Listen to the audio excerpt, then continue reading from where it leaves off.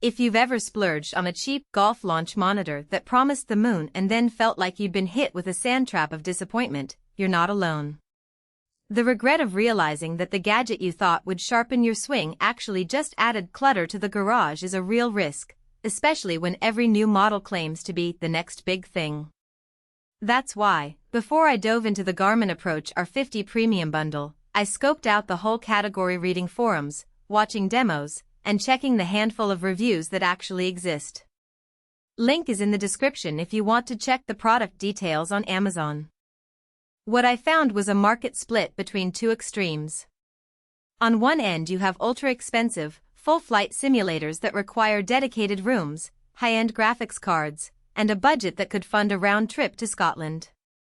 On the other end sit the handheld, single-camera units that barely give you distance data and often misfire on sidespin.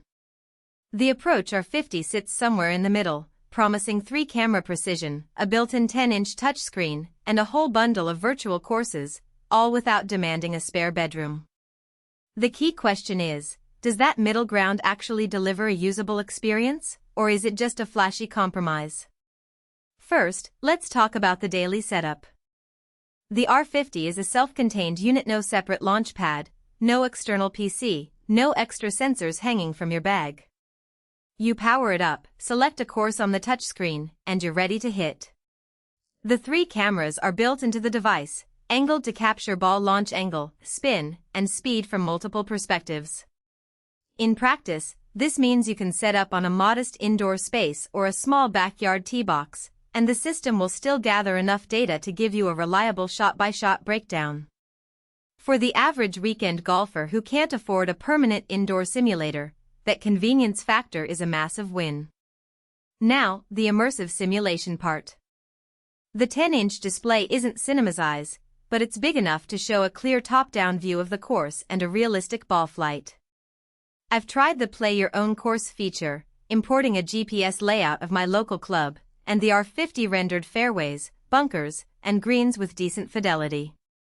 It won't replace the feeling of standing on an actual tee, but it does give you a quick visual cue to see where your ball would have landed. Because the unit includes a built-in practice mode for every club in your bag, you can track how your driver, your irons, your wedges each perform under identical conditions. That level of granularity is something you rarely see in the price range that the R50 occupies.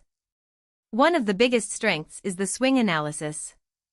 The 3-camera system feeds data into Garmin software, breaking your swing into metrics like club head speed, launch angle, spin rate, and even a smash factor that tells you how efficiently you're transferring energy.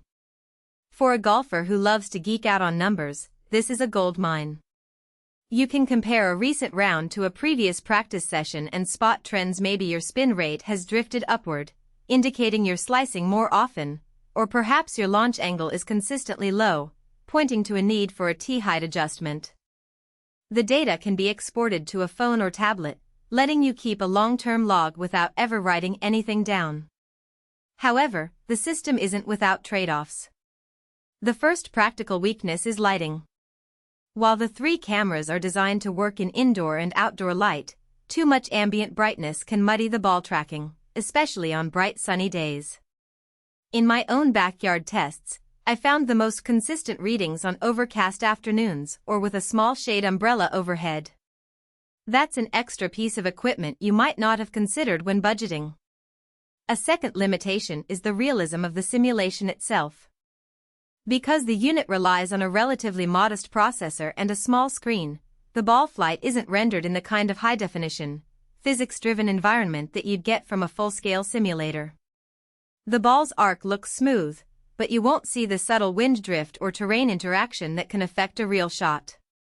Who should buy the Garmin Approach R50 Premium?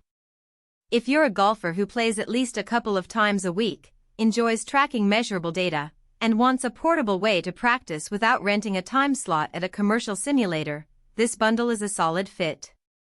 The inclusion of the Premium Bundle additional virtual courses, a carrying case, and a set of extra accessories adds enough value that the price sits comfortably between a cheap single-camera unit and a high-end indoor setup.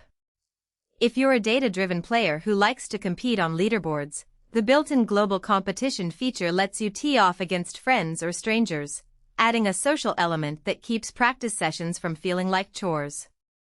On the other hand, skip it if you're primarily looking for a photorealistic, full-swing simulator that you can hook up to a large TV or VR headset. The R50's screen size and graphics simply aren't built for that level of